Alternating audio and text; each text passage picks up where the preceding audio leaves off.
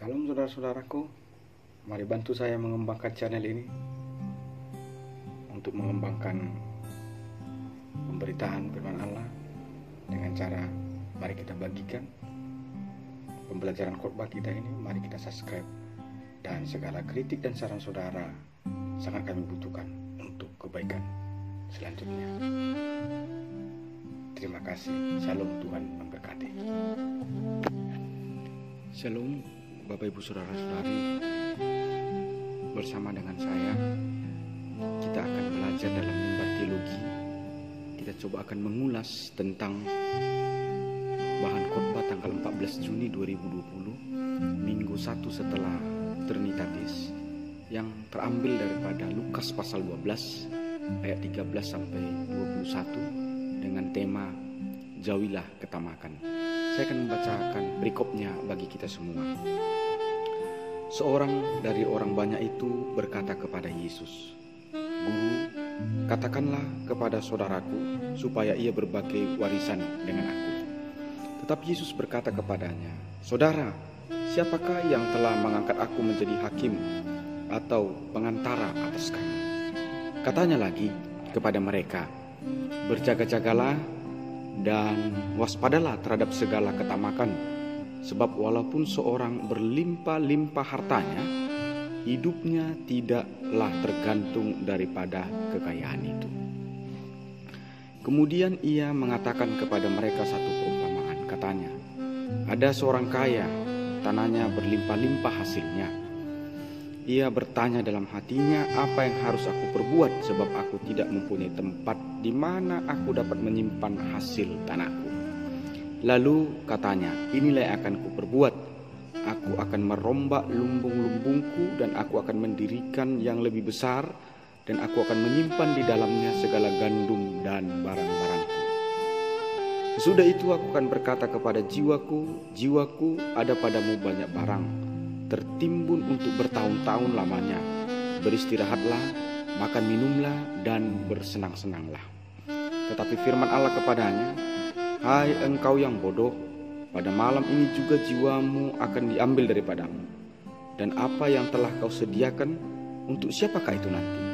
Demikianlah jadinya dengan orang yang mengumpulkan harta bagi dirinya sendiri, jikalau ia tidak kaya di hadapan Allah." Saudara-saudara, tema atau rema kita dalam minggu 1 setelah Trinitas ini adalah jauhilah ketamakan. Apa itu ketamakan? Menurut Kamus Besar Bahasa Indonesia atau KBBI, ketamakan adalah selalu ingin memperoleh banyak untuk dirinya sendiri, atau sering kita kenal dengan sikap lobah atau serakah. Artinya tamak adalah perilaku yang tidak pernah puas atau tidak bisa mencukupkan diri. Pada umumnya orang tamak ingin agar semua orang tahu ia punya banyak harta, dia hebat, dia jago. Tapi jikalau ia secara langsung yang menceritakan kekayaannya itu, ia takut dicap jelek orang lain. Maka ia menggunakan segala cara atau segala trik untuk memuaskan nafsu ketamakannya. Kebetulan pada waktu itu Yesus adalah orang yang terhormat, dan Yesus dikenal sebagai orang suci oleh banyak orang. Jadi ketika orang kaya itu berkata kepada Yesus, "Guru, katakanlah kepada saudaraku agar ia berbagi warisan dengan aku." Kalau dalam terjemahan King James Version mengatakan, "Master, speak to my brother that he divided the entrance with me." Sebenarnya orang itu bukan mau berbagi warisan dengan saudaranya sesuai dengan firman Tuhan, tetapi pernyataannya itu kepada Yesus agar melalui Yesus orang banyak tahu bahwa ia orang kaya dan dia punya banyak harta, terkhusus dia punya harta warisan. Nah, dosa orang ini adalah ia memakai para hamba Tuhan bukan untuk kepentingan Tuhan, tetapi untuk kepentingan nafsu ketamakannya. Saudara-saudara, bagaimana dengan hidup kita? Apakah kehadiran para hamba Tuhan di lingkunganmu engkau gunakan untuk kepentingan hawa nafsumu? Atau kehadiran para hamba Tuhan di lingkunganmu engkau gunakan untuk melakukan kepentingan atau kehendak Tuhan. Ada banyak pendeta, ada banyak pelayan, ada banyak para hamba Tuhan. Ternyata jabatan rohaninya itu, jabatan keimamannya itu ditunggangi atau dipakai oleh orang-orang yang punya uang. Entah itu disadari para hamba Tuhan itu atau tidak. Tetapi orang kaya bodoh ini ingin menunggangi Yesus, ingin menunggangi kehormatan Yesus sebagai cara ia memamerkan diri. Saudara-saudara, Yesus itu adalah Tuhan yang menjadi manusia. Tentu Yesus tahu isi hati orang kaya yang jahat ini. Yesus tahu niat jahat orang itu. Karena itulah Yesus berkata, "Saudara, siapakah yang mengangkat aku menjadi hakim atau perantara atas kamu?" Dalam terjemahan King James Version dikatakan, "Man, who made me a judge or a divider over you?" Nah, dari jawaban Yesus ini saudara-saudara, kita bisa mengerti kita orang percaya, kita anak-anak Tuhan, kita para hamba-hamba Tuhan. Kita ada dan berada bukan untuk mengagungkan, memuliakan, atau memuja-muji orang-orang kaya di lingkungan kita dengan maksud untuk memperoleh keuntungan dari harta kekayaannya itu. Tetapi kita sebagai orang percaya, kita sebagai hamba-hamba Tuhan, kita ada dan berada di dunia ini untuk mengajak semua orang, termasuk orang kaya, agar kita bersama-sama mengagungkan, memuliakan, dan memuja-muji kemuliaan Tuhan. Bagaimana dengan hidup Anda? Apakah Anda lebih takut kepada orang kaya atau Anda takut kepada Tuhan? Jangan ketika orang kaya yang diwakili para bos, para toke, para komandan memberikan perintah, lalu kita taat karena kita takut kepada mereka. Tetapi ketika Tuhan yang memberikan perintah, kita selalu membuat alasan. Mana yang lebih saudara takut? Tuhan semesta alam atau orang-orang kaya yang punya jabatan? Mari kita renungkan dalam hati kita masing-masing. Saudara-saudara, dari perilaku kotor orang kaya ini, maka Yesus berkata, "Berjaga-jagalah atas segala ketamakan. Sebab walaupun seseorang berlimpah-limpah hartanya, hidupnya tidak bergantung dalam kekayaannya itu." Dalam versi King James Version dikatakan, "Take heed and beware of covetousness, for a man's life consists not in the abundance of the things we possess." Kata berjaga-jaga atau take heed menerangkan kita yang menentukan hidup kita dikuasai ketamakan atau tidak. Artinya jika kita membiarkan diri kita dibuai oleh harta, jika kita membiarkan diri kita dibuai oleh kenikmatan dunia ini, maka tentu kita akan menjadi tamak. Tetapi apabila kita tidak mau dibuai oleh harta dan kenikmatan dunia ini, dengan cara melawan ketamakan itu, dengan cara hidup bersyukur, maka kita akan lepas daripada dosa ketamakan. Saudara-saudara, Yesus menerangkan hidup atau life itu berbeda dengan harta berlimpah atau abundance of the things. Hidup itu adalah sukacita. Hidup itu adalah damai sejahtera. Jadi kita harus membedakan mana damai, mana sukacita, maka mana makan minum, mana tidur, dan mana hikmat atau kebijaksanaan. Saudara-saudara, sedangkan harta benda atau kekayaan itu adalah uang atau sesuatu yang ada di dunia ini. Karena itu artinya kita harus bisa membedakan apa itu hidup dan apa itu kekayaan. Mari kita buat studi bandingnya, gimana perbedaannya sih hidup dan harta yang berlimpah. Saudara-saudara, kita katakan sajalah bahwa harta itu diwakili oleh uang. Saudara-saudara, uang itu hanya bisa beli kemewahan, tapi uang tidak bisa beli sukacita atau damai sejahtera. Karena itu ada banyak orang yang punya uang, punya jabatan, tapi dia hidupnya penuh dengan kekacauan, ketakutan, tidak ada damai, tidak ada sukacita. karena uang dan jabatan tidak bisa beli damai dan sukacita. Tapi uang saudara bisa beli kemewahan, mobil mewah, rumah mewah, dan segala yang wawah atau yang mewah-mewah. Saudara-saudara, uang atau kekayaan dia hanya bisa beli makanan dan minuman yang enak dan yang berkelas. Tetapi tahukah saudara bahwa uang atau kekayaan itu tidak akan pernah bisa memberi selera makan Anda. Karena itu ada banyak orang yang punya uang, punya jabatan, tapi dia tidak selera makan. Kenapa dia tidak selera makan? Karena dia kehilangan mood. Dan karena dia banyak kehilangan mood, dia tidak sulit tidur, akhirnya dia direntani oleh banyak penyakit dalam tubuhnya.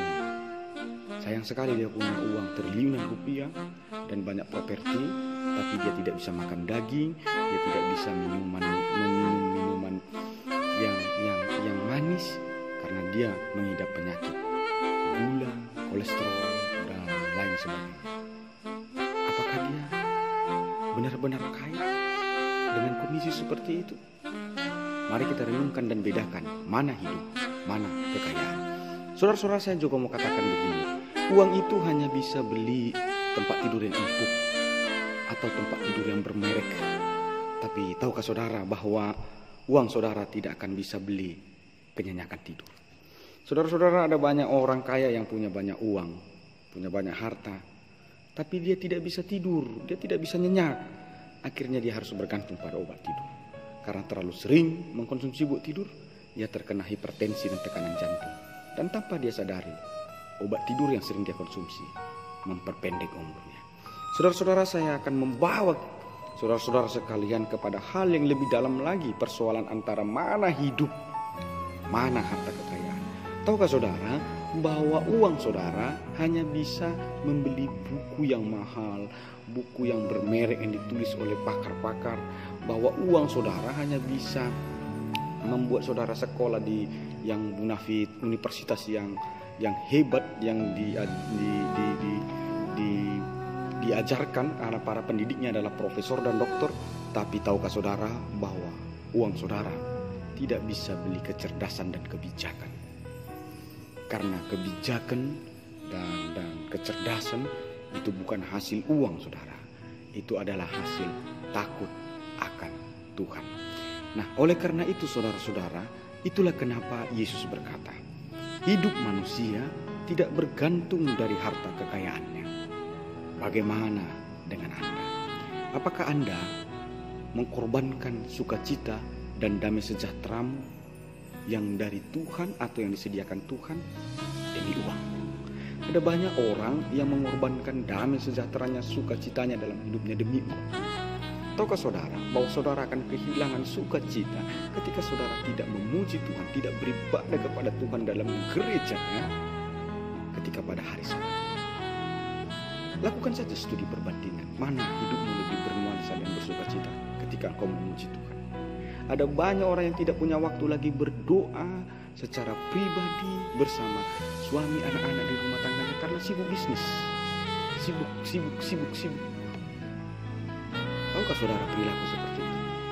Saudara sedang mengorbankan hidup demi harta. Saudara sedang mengorbankan sukacitamu, damai sejahteramu demi uang. Oleh karena itu saudara-saudara,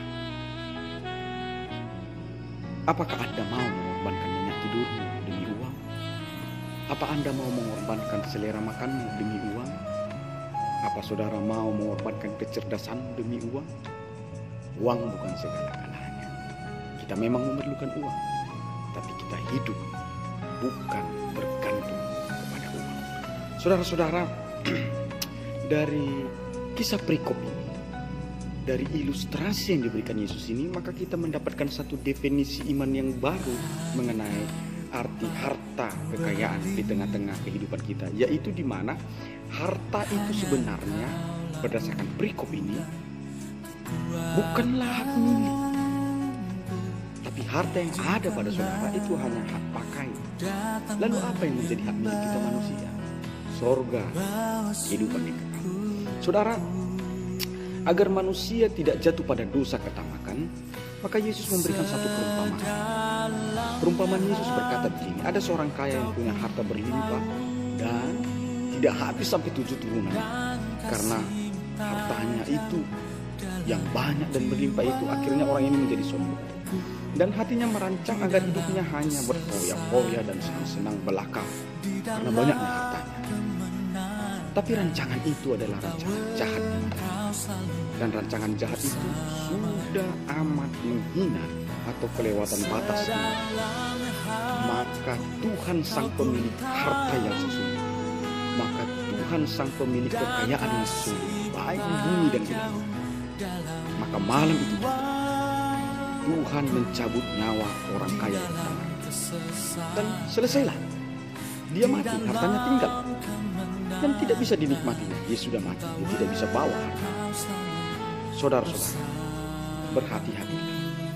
Jika karena kekayaanmu, lalu kekayaanmu itu membuat engkau menjadi bersikap tamak, dan karena kekayaan itu engkau tidak mengakui adanya kuasa Tuhan, engkau tidak menghormati Tuhan karena engkau kaya dan punya jabatan, tahukah saudara bahwa tindakanmu itu sudah kelewatan batas? Bahwa tindakanmu itu sangat amat melukai Tuhan dan menghinakan Tuhan. Hati-hati, dalam sekejap mata Tuhan bisa membunuhmu dan mencabut nyawamu. Artinya segala tindakan yang sudah keterlaluan karena harta, segala tindakan yang sudah melewati batas karena kekayaan dan jabatan, Alkitab, firman Tuhan memastikan engkau tidak akan berumur panjang. Karena itu, apapun yang terjadi dalam hidupmu, baik sukacita dukacita, baik saat engkau berkelimpahan atau berkekurangan, pastikan engkau tidak melewati batas dalam perkataan, perbuatan, dalam rancangan hatimu. Karena jika orang sudah melewati batas, tidak ada lagi pengampunan baginya. Tapi setiap orang yang masih hidup tidak melewati batas, tidak keterlaluan, masih ada pengampunan, masih ada kesempatan. Dan itu jangan terlewat batas. Orang kaya tidak boleh kelewatan batas. Suami tidak boleh kelewatan batas kepada istrinya, agar selalu ada pengampunan. Istri tidak boleh kelewatan batas dengan suaminya. Jangan keterlaluan, agar masih ada kesempatan pengampunan diberikan kepada kita. Anak-anak jangan kelewatan batas, agar masih ada kesempatan berikan Tuhan pengampunan. Saudara-saudara yang saya kasih dalam Kristus Yesus, dari ilustrasi ini kita bisa mengerti bahwa harta benda itu hanya apa saja, bukan hak milik. Sebab ketika kita mati, tidak bisa lagi memakai harta benda.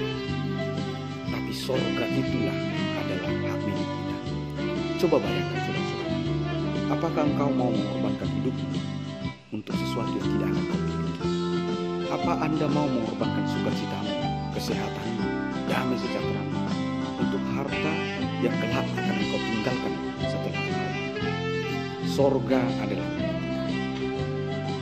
Kita sedang kenikmatan harta dunia sehingga kita melupakan mana hak pakai dan mana hak milik.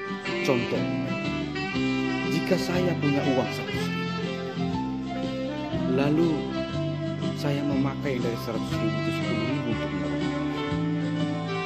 Lalu ketika saya berjalan-jalan, lalu saya bertemu dengan pengurus gereja dan menceritakan bahwa gereja sedang membutuhkan bantuan untuk dalam melakukan program gereja, entah itu pelayanan, entah itu pembangunan gereja. Lalu saya tergerak dan memberikan 10.000 dari uang yang 100.000 itu. Saya sudah kehilangan 20.000 dari 100.000 untuk melakukan yang baik. Lalu ketika saya berjalan-jalan, lalu tiba-tiba telepon saya berbunyi dan saya mendapat kabar bahwa keluarga saya sakit. Lalu saya tergerak dan saya memberikan 10.000 lagi untuk menolong keluarga saya yang sedang sakit dan berbuka. Lalu ketika saya sedang berjalan-jalan di pasar, di Onan atau di Panjang, saya melihat ada orang peminta-minta yang keluar. Lalu hati saya tergerak. Saya memberikan 10.000 lagi dari uang 100.000 itu. Saudara-saudara, dari uang 100.000 itu 4 kali saya keluarkan 10.000. Dan uang itu sudah berlalu 40.000 dan tinggal 60.000 lagi sisanya di kantong saya. Dan tiba-tiba saya, pertanyaannya adalah, mana uang yang akan saya bawa setelah saya mati? Si 40.000 atau si 60? Tentu jawabannya adalah siapa saja. Si sisa 60.000 itu tinggal di dunia ini dan tidak berguna lagi bagi saya setelah saya mati. Tapi si 40.000 yang saya berikan untuk kebaikan, itulah yang akan saya bawa ketika saya mati untuk menghadap Tuhan semesta alam. Saudara-saudara yang saya kasihi dalam Yesus Kristus, kalau begitu, mengapa kita pelit? Mengapa kita kikir untuk bertindak dan berbuat baik? Jikalau nanti harta yang kita bawa setelah kita mati adalah segala kebaikan yang kita perbuat selama kita hidup, sebagai siluman, sebagai tanda bahwa kita mengerjakan kehendak Tuhan di tengah-tengah dunia ini selama kita hidup. Saudara-saudaraku, dari berikut khotbah ini, dari ilustrasi yang diberikan Yesus ini, kita juga mendapatkan pengertian yang baru secara rohani, bahwa kaya di hadapan Allah tidak sama dengan kaya di hadapan manusia. Yesus berkata, setiap orang yang tidak kaya di hadapan Allah, ia akan bernasib sama seperti orang kaya yang bodoh ini. Ia akan mati, binasa, dan terjun bebas ke neraka. Saudara-saudara, apa itu kaya di hadapan Allah? Rest the word of God. Kaya di hadapan manusia itu diukur dari apa yang kita miliki, tapi kaya di hadapan Allah diukur dari apa yang kita berikan. Saudara-saudara, jadi sekalipun Anda punya banyak harta berlimpah, tapi kalau Anda pelit, Anda kikir, Anda tamak, sesungguhnya Anda itu miskin di hadapan Allah, sekalipun Anda memiliki harta benda yang berlimpah.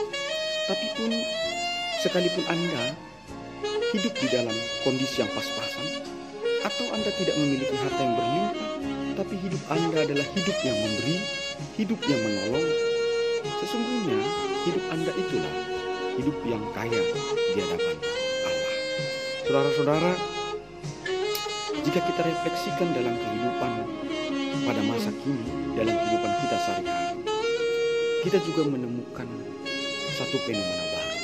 Jika pada zaman Yesus ada dua benturannya, yang pertama orang kaya pelit, ia disebut adalah orang kaya tapi miskin. Tapi ada orang yang dalam kekurangan tapi yang mau memberi dan menolong, ia disebut sebagai orang miskin tapi kaya di hadapan Allah. Tapi ada satu karakter baru lagi pada zaman milenial.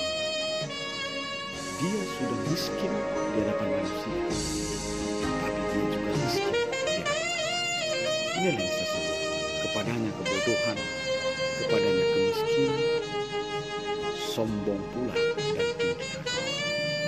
Ini karakter yang lebih bahaya lagi. Ini karakter yang lebih jahat lagi. Tapi saya lihat pada era modern ini, justru manusia lebih banyak jatuh pada kondisi-kondisi seperti ini. Oleh karena itu, saudara-saudaraku yang saya kasih dalam Kristus Yesus, setidak-tidaknya kalau kita tidak bisa kaya di hadapan Tuhan dan kaya di hadapan Allah, setidak-tidaknya kita harus menjadi kaya di hadapan Tuhan, sekalipun kita tidak bisa kaya di hadapan manusia. Jangan hidup di karakter yang ketiga itu. Dia sudah miskin di hadapan Allah, dia miskin pula lagi di hadapan manusia. Tapi di atas segalanya itu, saudara-saudara, memang kekayaan itu punya porsinya masing-masing. Dalam bahasa Batak dikatakan martupuk doha moro. Ada banyak orang yang ingin kaya, tapi memang begitu Allah menentukannya, dia tidak kaya, dia hidup sederhana dan biasa saja. Tapi apapun kondisi kita, kalau saudara bilang saudara adalah orang kaya, maka saya katakan ini kepada saudara, jadilah orang kaya yang beriman, jadilah orang kaya yang bertuhan. Kalau saudara berkata saya orang miskin, saya orang susah, maka saya katakan ini kepada saudara, jadilah orang miskin yang beriman, dan jadilah orang miskin yang bertuhan. Tuhan memberkati kita, Tuhan memberkati saudara-saudara.